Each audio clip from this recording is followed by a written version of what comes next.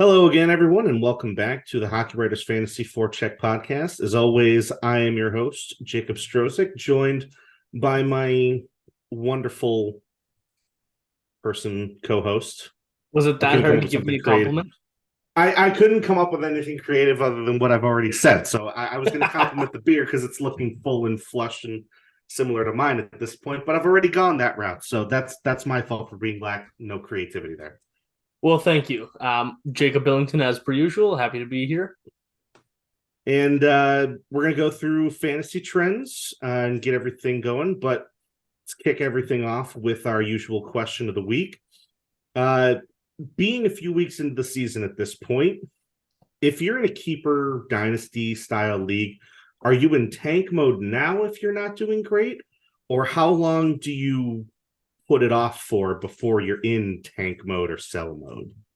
Right about now is when I become a seller. It's usually the American Thanksgiving. I won't see you before the next Thanksgiving, so happy Thanksgiving, and to all the American listeners. I'm up in Canada, so we're way ahead of schedule. But yeah, no, like at this point in the season, you kind of know who's going to be what. Like you look at any league, and sure, trades can make anything happen, but you know who's like there's already some separation in the leagues. So if I'm floating near the bottom, like let's say you're in a 16-man league, if I'm like 13th or lower, I think I'm going to start selling off some assets. Yeah, I'm kind of in the same boat. I might wait just a little bit longer, just because I'm like, okay, maybe if I give it one more week, if I'm dead last and at the bottom, I'm selling now. Yeah. But if I'm still kind of bubbling and in that, kind of lower mix, I might see what another week or two does for me. Maybe I got players on IR that are coming back, those types of situations. But for me, it would be start of December that I would start like hard selling, get everybody off my roster that I don't want, get everybody that I don't need, reestablish who my keepers are going to be, and really build for next season. That's kind of my timeline personally. Yeah, that's yeah, right around then. Anywhere from now until the end of December, really, depending on how low you are. So, like I said, around like if you're again 16-man league, if you're 10 and above, you're not really going to be selling at all. You're going to be going for it. If you're 12 or below, depending on how far down that list you are, is when you start selling. So, if you're bottom two right now, start selling. Wait another week or two. If you're 13, 14, and so on. So that's the way I look at it. So kind of on the flip side of it, if you're in the top, let's say 6 teams, if we're in that 16-man league, are you trading first round, second round picks at this point? Or are you still holding that and just trying to work player trades? If I'm top six, not yet. I wait a little bit longer just to see, because again, if anything can happen any day, if you start to fall down the lineup or down the rankings, I wouldn't want to have given a first rounder out in November. But usually, anytime past the New Year's when I would start like first round picks and heavy assets like that. I ask because I have a friend of mine in my other league. He is very trade obsessed. Whether he's in a lead spot or a tank spot, he's always going for those first round picks. So this is my little mini shout out to his trade habits in here. You talk about a lot of trade habits. Look at our league this year; it's been insane. Oh, we're having fun. Yeah, Oh, it's this is a great. really good league. Usually, most leagues is like last year we had 12, and it was what 4 or 5 trades the entire year. Oh I yeah, think we I've do already four or made five four or trades a five week at this trades. point. Yeah, it's insane, It's awesome. and it's not like people are just doing it to do it. Like everybody's doing it with Mm-hmm. intention. Like I just pulled off a pretty big deal. It was I can't remember. I got Carter Hart, and I I know gave you up traded Ristolainen and somebody else. Rust, Brian Rust, and Rasmus Rust. Ristolainen. Yeah, for Carter Hart. Ristolainen still on LTIR. I was fine giving him up. I was hanging on to him for a little while, but I've been doing all right in my hits and blocks and didn't really need him. And then Brian Rust for Carter Hart, I do that all the time, especially I had Casey DeSmith as my backup. So now I've got Mm-hmm. in an 18-man league, I've got Ilya Sorokin, Carter Hart, and then Vasilevsky. It's better than my goaltending. Granted, my goaltending's not doing bad, but my goaltending is hit or miss.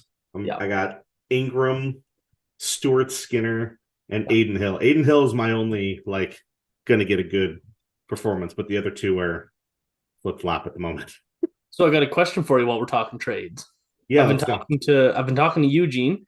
He sent a message earlier that he's looking to offload Levi and Fox, Oh and boy. I sent him an offer. I really wanted to keep Hurt, but an offer like Adam Fox comes up, I'm gonna be willing to move Hurt. Um, Absolutely.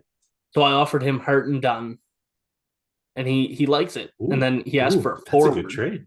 That's a pretty good trade, I think, because it's Adam Fox and Because Devin Levi's a White. backup right now. Yes. And then he asked about a forward. I said Cole Perfetti, but take a look at the rest of my lineup. I lowballed him a little bit on Perfetti there. But Everybody's Perfetti's hot though. he's pretty hot right now. He's got goals in 6 of the last 7 games. He's at around 15 minutes ice time a night. He's in that second liner kind of role. He's got power play time. I don't know if that's a low ball. It might be a little bit considering Fox is a part of the trade, but Yeah. I mean, overall, that's something to consider since goaltending stats really do make a difference in our league. Like you can win 3 whole categories if you have a decent goaltending core. Yeah. You can even win 4 if you get the bonus shutout. So that makes a difference having that kind of starting goalie. So that's not a bad offer. Oh, you know what? I actually did. I just pulled up the message, so I got that right. I do have a message that he's interested in Carter Hart and Vince Dunn. So Okay. Well, yeah, maybe by the end of this he'll be accepting it. yep. Not to text while I'm live on the air, but yeah, Hey, I think we might we get a got to keep live things trade done spicy. here. Might I get a like it. live trade done. We'll keep things spicy. I that's the kind of stuff we like to see here. All right.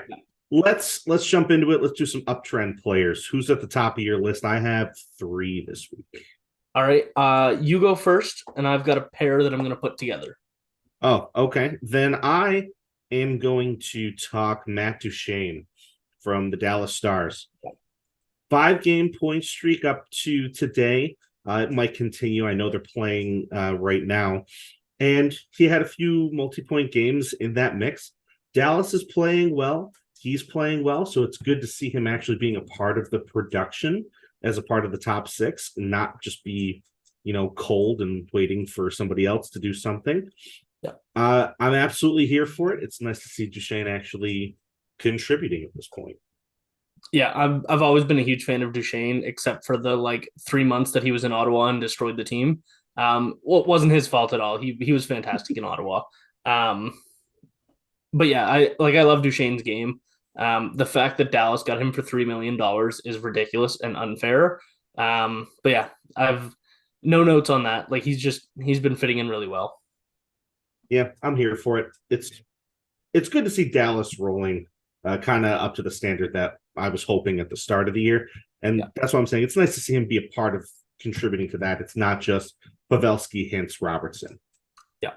And that's something that they kind of had a couple transition years of not having great depth. Like, yes, you still have Ben and Sagan down the lineup, but they're not even close to the 2016 version of themselves. So it's nice to see them get some solid depth, and they look good. You can even throw Johnston into that mix at this point. He's doing pretty good. Yeah, he's doing fantastic. All right, who you got? Who's your pair?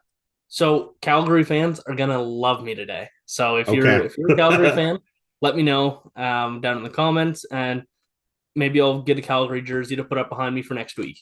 But I've got Martin Pospisil and Connor Zary. So both of them have been doing very well. Pospisil kind of came out of nowhere, like outside of Calgary fans and people that really know their prospects. I don't think anybody heard of him. I know he was decently highly touted in Calgary, and he's not just a nobody like a whatever, but he's come in. He's played 7 games so far. He's got 3 goals, 2 assists for 5 points in 7 games. His first 7 NHL games, he's got 21 shots and 21 hits. Like those are fantastic numbers, averaging 3 per game. Plus, he's putting up the points too. Like you might expect 21 hits from a fourth liner that is 26 years old making his debut, like really trying to make a statement. But he's come into the lineup and he's done fantastic. So if he can get Pospisil, he is a pure center on fantasy, on Yahoo at least. So is Connor Zary. If you have room for a pure center, both of these guys are worth picking up. But yeah, Connor Zary, he's got 8 points so far in 8 games. He's got 3 goals, 5 assists, and he's got 14 shots. So just doing all those right things. A little bit more points, but not as many shots and hits. So depending on what you need, either one of those guys is a perfect addition to your lineup. Well, yeah, I had Zary on my like personal radar throughout the past couple of years because I know he was a good prospect. So I'm not really shocked to see him producing at the rate that he is. Point a game early on is definitely something that is easily accomplished. But you mentioned the shot goals. He's got 3 goals on 14 shots. That's a pretty decent shooting percentage, and that's something that he can absolutely maintain. That's Yeah. not something that's ridiculous that he's just going to slow down. So the pace that he's at is something that you can probably rely on to be a fairly consistent thing in regards to fantasy. So no, he's not going to get a whole lot of shots, but the quality of his shot will still get you a couple extra goals and points here and there. So yeah, I don't really see any issue picking him up, especially if you have that extra space or it's like, oh, injuries are happening right now. Throw him in there. Calgary isn't as abysmal as they were looking earlier on this year. Good There's side of the crease.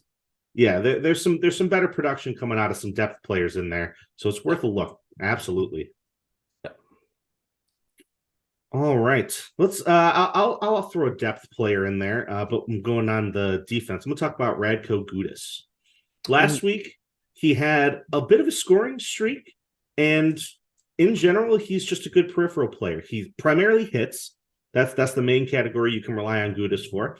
He gets a decent amount of blocks to go with it, but my main point is if he's throwing up points while he's doing all of those, his value, in my opinion, doubles Oh, at because least. he's not somebody that's, really putting up a whole lot of points on a regular basis. But if he's feeling hot and he's on the score sheet, pick him up. He's not rostered at a super high rate. He's right around 50% for ESPN. So Yahoo is probably slightly below that too. Yeah, and like Gudas is just he's so much fun to watch too. Like you Yeah. think back to the him screaming in Samsonov's face. Like that's just the kind of player you want to carry your fantasy team to victory. Like he's just such a lovable guy unless you're a Toronto Maple Leafs fan. But yeah, especially when he's adding in the points, there's not much that he's not doing for you at that point. In Anaheim, sneaky good. They're a lot better than people expected, and they're doing that without Trevor Zegras, really. Like it's insane what they're doing. Trevor Zegras gets hot, that whole team is going to start doing better, and might even push for a wild card spot by the end of the year if they keep up this Oh yeah. pace. And Considering Gudas, how like, poor the Pacific is, I 100% agree with that. yeah, and then you look at Gudas and like the hits that he throws. He throws a ton of hits. Mhm. He gets the odd block. He's not like um, Braden McNabb or Alec Martinez blocks. Like he's not the top of the league, but he gets a few. Um, and then yeah, you throw in a couple goals here, then perfect.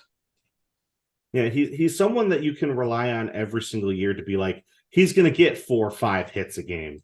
And by Yeah, the end of the night, that might be a difference maker for you. He's somebody that if he is on your waiver wire, grab him and hold him because even if he's not scoring, he's doing a lot of other things for you that'll benefit you in other categories and lower points leagues.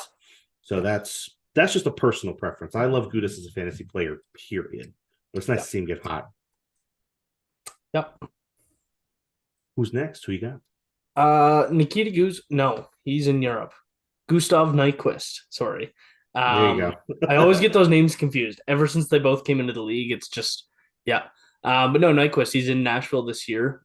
He's Nashville's up and down, like they're very Yeah. middle of the pack kind of team. But he's been doing pretty well. He's got 1 goal and 5 assists in his last 5 games. Um, at, and if somebody can really step forward on that team, they're in a position that they can really start to rely on that guy. Like they don't have that true superstar up front. Sure, you have Philip Forsberg, you have Ryan O'Reilly. They're both leading the way. But like you look at a guy like Tommy Novak, he just kind of came out of nowhere, started producing, started playing well, and now he's the second line center. And it was a very quick turnaround. I think I don't know how many games he played last year, but it wasn't the whole season. I don't think. And so just in that span, all of a sudden he's the second line center. So the the Yeah. team is in a great position to just if you do well, you'll get every opportunity to, especially because there's nothing really on the line with them. They're not scared to lose something. So that's the way I see it. I miss the Gustav Nyquist of the Detroit Red Wings when he was playing there. And I don't know why, but I always have that image of him burned into my brain of when he was just on that torrid scoring pace when he was uh, playing in Detroit and he was just doing so well and he meshed so great in that locker room. And he just hasn't gotten back up to that standard of play that for some reason myself and I'm assuming a bunch of other people expect of him. So if he's getting those assists, that's definitely handy. I personally see him as more of a goal scorer. That's just but again, that's because of what I saw out of him in Detroit all those years ago. So no, I don't really have a problem with him as a depth option. He wouldn't be towards the top of my list as far as players go, but you're right. Nashville is kind of that middling team, so take what you get, especially if you're in team-based leagues.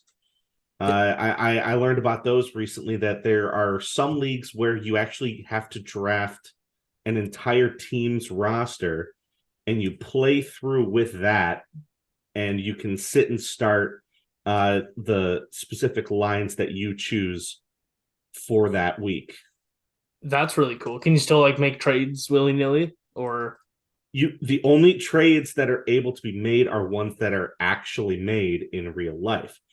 So it takes you have to have that specific team's roster.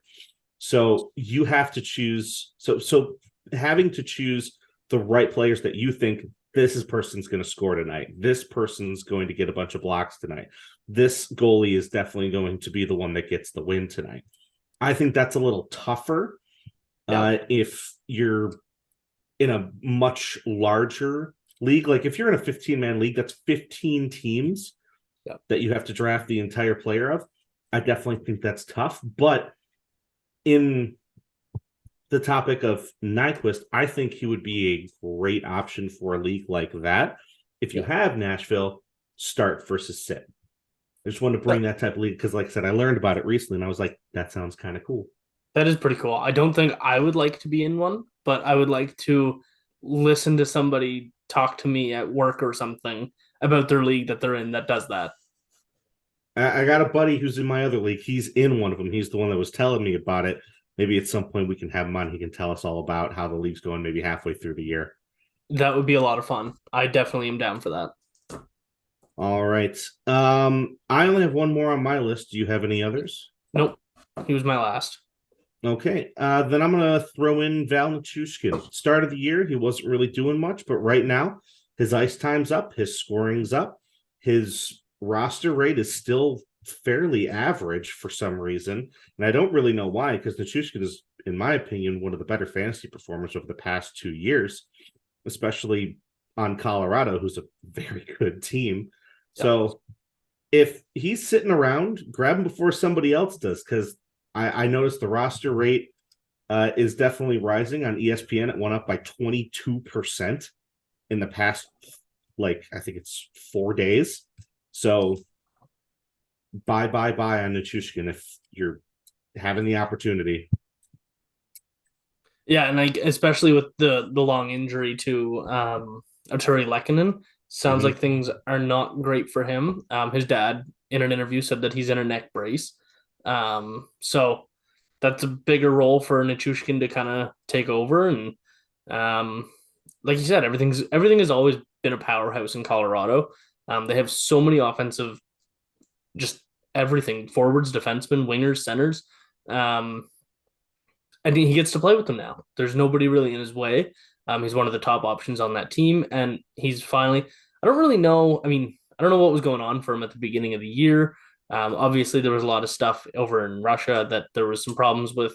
It was during the playoffs, and just kind of looming over him over the summer. I don't know if he kind of carried that in with him, and it's just he threw that off his back now. I don't know, but it's very uncharacteristic for him to get off to a start like he did. But now he's back. He's playing well. I just brought up his Yahoo stats. 70% rostered plus 12% in the last week. So that's 30% of leagues that he's available in. Make sure you go check. Yeah, definitely check that. That's what I was saying. The roster rate just shot up. So go for it before somebody else thinks to do it. As far as uptrend teams, we were kind of talking about this a little bit beforehand. Uh, Flyers and Caps are on a decent win streak. I also have that the Senators are on a bit of a win streak as well, that they're doing good. We talked about them last week being a bit of a downtrend, but the fantasy points were never really dying off despite the team itself not producing. So now that they're in the win column, it just feels a little bit better to kind of give them an uptrend status. And kind of the same with the Flyers and Caps. They weren't great at the start of the year, and they're kind of building and coming into what people were probably expecting a little bit more out of now. Yep.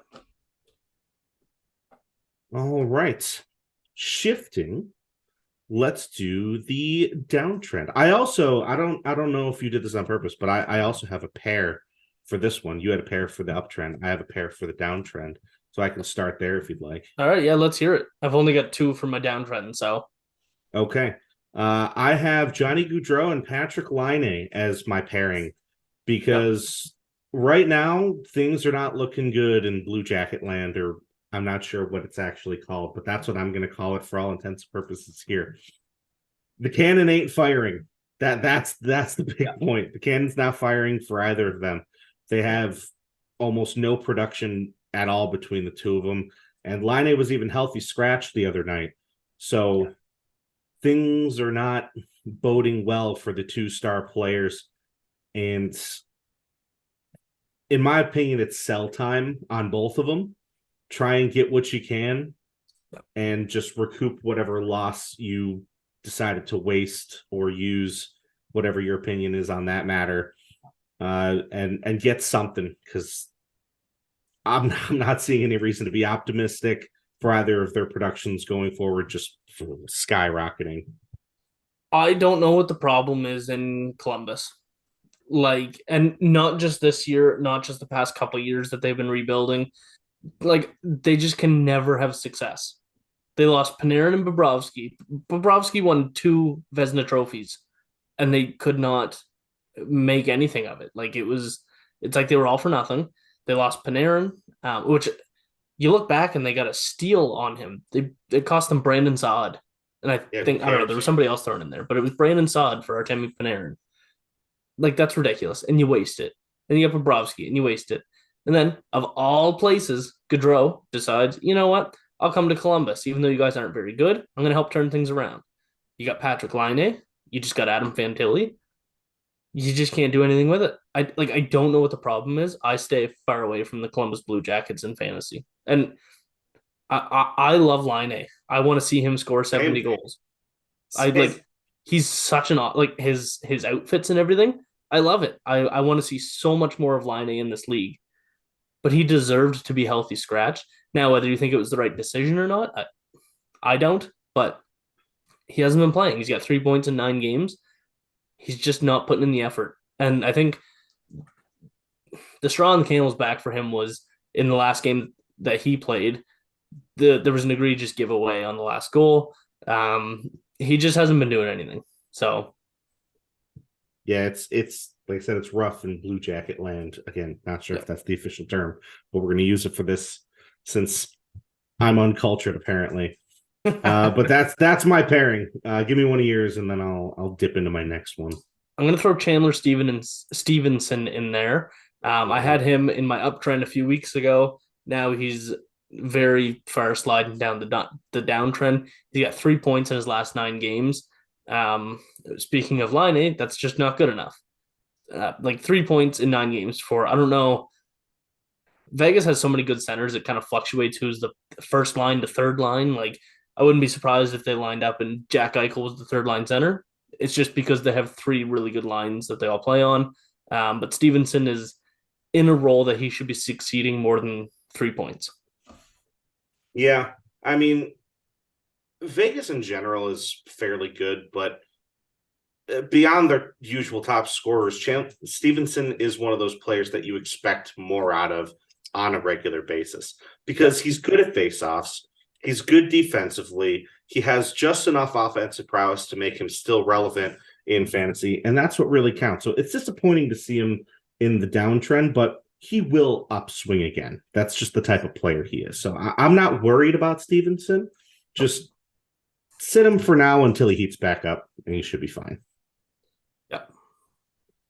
I'll do a little bit of self-ragging here, and I'm going to throw a Buffalo player in. I'm going to talk about Dylan Cousins because he's getting on my nerves.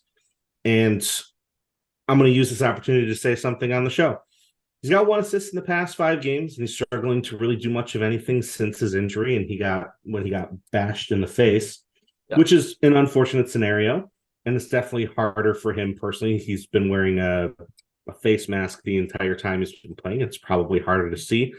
But at the same time, if you're okay to play, you expect them to still produce like you would expect them to. And Cousins just isn't doing enough. He's only got 8 points in 16 games, so he's not doing fantastic overall. And at this point, he's a sit candidate. Play somebody who's hot. Yeah, fair enough. Do you want to trade for him? Not at the moment. No, I already have Alex Tuck. I don't need another Buffalo player. I've been thinking about dropping him. I'll be honest. There's a lot of guys on waiver wires that are pretty good. Yep.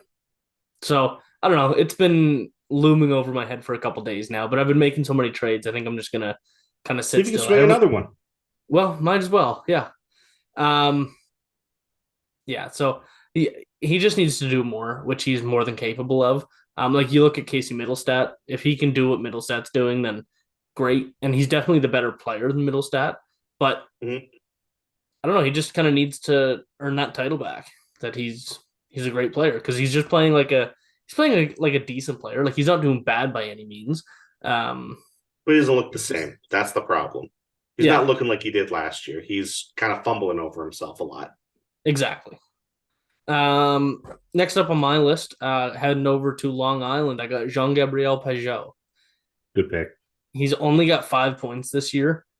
He doesn't really get the hits or blocks. I think he gets a couple blocks. He's a good penalty killer.